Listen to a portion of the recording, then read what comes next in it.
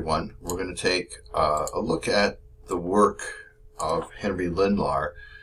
He combined a lot of the traditional ways of healing, including hydrotherapy, with practicing medicine. And that way he was a lot like us. He was doing primary health care, diagnosing people, but also doing things to help the body heal itself. He was German-born, trained in brewing and baking, so he understood something about chemistry and ferments and probiotics and things like that.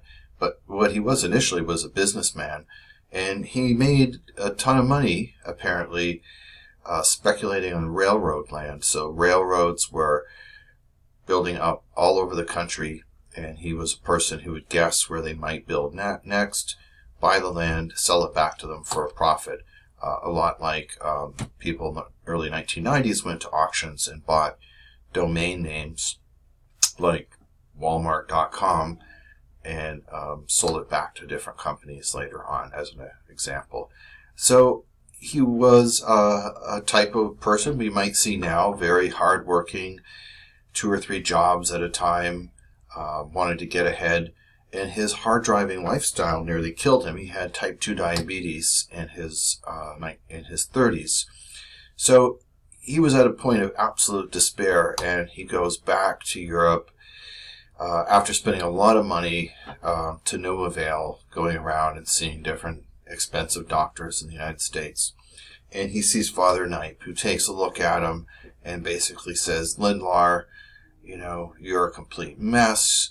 I'm going to help you with a really intense regimen. We'll see what we can do with you.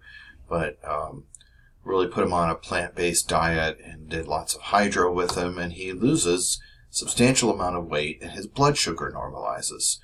So as far as we can tell, certainly his urine no longer contained excessive sugar. So he stays on to learn and then travels through Europe a bit to do further training in hydrotherapy. And he's inspired to want to do this with people, except he wants to become a physician, but he realizes none of the doctors he saw actually took the time to speak with him about his lifestyle, his gluttony, his overwork. He wants to be a different kind of doctor. So he starts medical school. At nearly 40 years of age, he goes to an MD school called the Illinois College of Medicine and graduates and really sets up his own nature cure facility, as he calls it. It's basically a live-in clinic or small hospital. It has a sanitarium and spa, so people do kind of a full regimen with being adjusted every day, a plant-based diet, sun baths, tons of hydrotherapy, exercise. Initially, his facility is in Chicago on Ashland Avenue, which is down the street from the National College of Chiropractic. He later opens like a spring and summer facility in Elmhurst, which was something like out in the country at the time. So I've looked at some of his historical materials, which are at the Historical Museum of Elmhurst, and it was quite a going concern for its time. The Chicago facility interests me in that diagnosis was a really big deal. So, for instance, he had 3 other MDs working for him that did complete diagnostic analysis, blood work, urinalysis, physical exam, past and present medical history. Sometimes it could take a couple days. He had a DO doing spinal analysis. I believe he also had chiropractic physicians working there. He had a full-time dentist, which is important because people didn't often get good dental cleanings and good hygiene, good recall checkups. And dental caries and pockets, abscesses in the gums can make inflammation throughout the body a whole lot worse. So getting at the roots of disease, as he called it, the teeth, then as is the case now, are a really important thing to take a look at. And he had diagnostic facilities. So a lot of the prescribing here were various specialty diets for patients. He did allow them some high, flesh foods, as he called them, meat or fish, but certainly a very heavily plant-based diet. So something a little more like the Nordic diet or quasi-Mediterranean diet is what he was doing with them. He thought that the minerals were really, really important. So interestingly, this image is from the Mayo Clinic. This is very similar to what Lindlahr was advocating for people with the fruits and vegetables at the base of the pyramid. If you want to look at it, sometimes geometry and nutrition are just not a very good mix. But in terms of emphasis, this is how he approached it. In some ways, he was ahead of his time. Freshness of food was important. Unprocessed food, good acid-base balance, so not too many acidifying foods. Now, in terms of Lindlahr's approach to practice, here's a guy who's done allopathic training, but also studied with Father Knipe himself. So how does he approach practice? He's clearly very influenced by Kuhne, who is a German naturopath who influenced Benedict Lust. He says chronic disease was due to the accumulation of waste matter and poisons, and every so-called acute disease is really an effort of the body to try to heal and cleanse itself. He thought that chronic diseases started out as acute and couldn't find a way to express themselves or resolve themselves. I personally don't think that's always the case. There's genetic issues. There's just the fact that some things overwhelm people. Although, having read a fair amount of Lindlahr's materials, he does acknowledge that because he was in practice and he knew that sometimes people just come in with really chronic, stubborn things. And he wanted to do something other than just suppress symptoms. So here's just some images from his Elmhurst facility. People outside doing calisthenics and kind of living there all summer. It's an interesting thing. They did a lot of what was called New Thought, which is a form of kind of cognitive reframing of situations and really a form of mind-body medicine. And definitely looking for the causes of disease. I'll talk a bit more about his thinking about how do people get sick and how do they get well, which I think is the most useful thing we can take from Lindlahr's work. His books were pretty numerous, everything from dietetic books for patients to things like the Philosophy of Natural Therapeutics or Nature Cure, which has some pretty interesting stuff, which is where I took some of this material. So the Nature Cure, he says, is a system of building the entire being in harmony with the constructive principle in nature on the physical, mental, moral, and spiritual planes of being. So in other words, building the whole organism in harmony with essentially our self-repair mechanisms. So it's more about supporting health or supporting that regenerative or repair mechanism. This constructive principle, as he calls it, is this constantly on improving and repairing mechanism. I also like to think of it as adaptation and biological plasticity.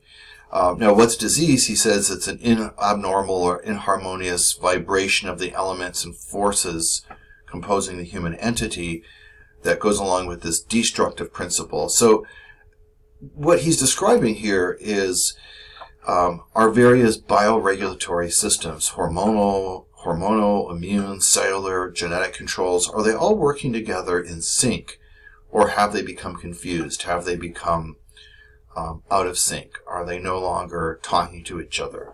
And this destructive principle, think of out of control inflammation. So he asks a great fundamental question: what is the primary cause of disease? And he says, other than an accident, like a car accident or surgery, or living in a hostile environment, like a place that has a mold issue or something like that, it's violation of nature's laws, which, he was a prime example of. So he says, if you do that, if you violate the nature's laws of our being, our biology, consistently, eventually you'll end up with these three problems. You'll have lowered vitality, abnormal composition of blood and lymph, and accumulation of waste matter, morbid materials, and poisons. Now, I'll try to describe these in modern language, but essentially, violate nature's laws is the root, and these are the consequences, these three things here. Now, interestingly, he says these conditions are identical with disease because they tend to lower, hinder, or inhibit normal function and promote destruction of living tissues. And I think you'll find that working with patients, that although they're all different, you have to consider people as individuals. You have to evaluate them for what their specific issues are. But you'll start to see that there's a lot of common denominators in terms of what's driving people's issues. So he was into getting at that deeper level of things. So if we look at lowered vitality, for instance, what does that mean in 2019 language? Well, things like chronic fatigue syndrome or chronic stress, where people feel like their drive and their energy and their ability to recharge themselves even after a night's sleep is really diminished. So, we think of chronic stress and how it runs down the adrenal, the hypothalamic pituitary adrenal axis, for instance, are great examples of that. What about abnormal composition of blood and lymph? Well, that could mean several things. It could mean a nutritional deficiency, but if we think about what is in the blood, particularly white blood cells, realize, well, when things are out of sync there, we get inflammation. We get elevated inflammatory cytokines going on, and we now know that inflammation, even someone who reads simple magazines like Time, really over the last 15 years or so, would have known that inflammation, these bloodborne factors, are driving heart attacks, cancer, dementia. They may not be the sole cause, I don't believe it is, but it's making things worse. And obesity is another example, that immunological and inflammatory effects can get obesity going, even to the point of helping adipose tissue, fat cells, stop responding to regulatory signals from the body and really starting to get out of control, enlarge themselves, split into more cells. What about toxins? Well, we have tons of those, and some people genetically are just good at making the cofactors to get them out of the body. Others not so much. They need a lot of nutritional support. Because there's so many of these things in our environment now, most of us could use a little bit of help, whether it's plasticizers or insecticides or herbicides, things like Roundup. There's toxins from within the body, or at least within the gut sometimes, and cellular toxins. And, even heavy metals are a good example. So a lot of the underground drinking water in the United States has arsenic levels way beyond what the EPA says is safe, and that is now being linked to heart disease. So toxins are still a big thing. We even know the central nervous system, the brain, has a toxin discharge system through the lymph that switches on at night. So our entire body wants to purge itself of toxins, and we need to facilitate that in an intelligent way.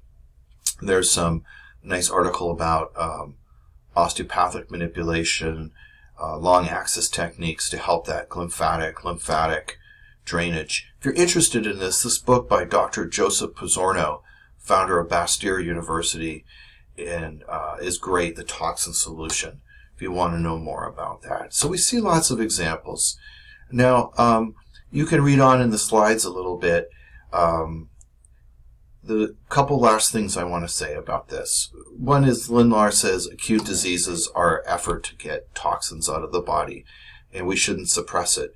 I don't believe that's always the case, but it is interesting to see the American Academy of Pediatrics here saying, parents shouldn't always try to lower all fevers. The body is doing things to fight itself. He also points out that chronic disease is a situation where the body can't get the upper hand anymore. It can't exercise its self-repair mechanisms. And I think that situation, where they're past the point of no return, is where we need to do our work and also use the best that allopathic medicine can offer. Thanks, guys.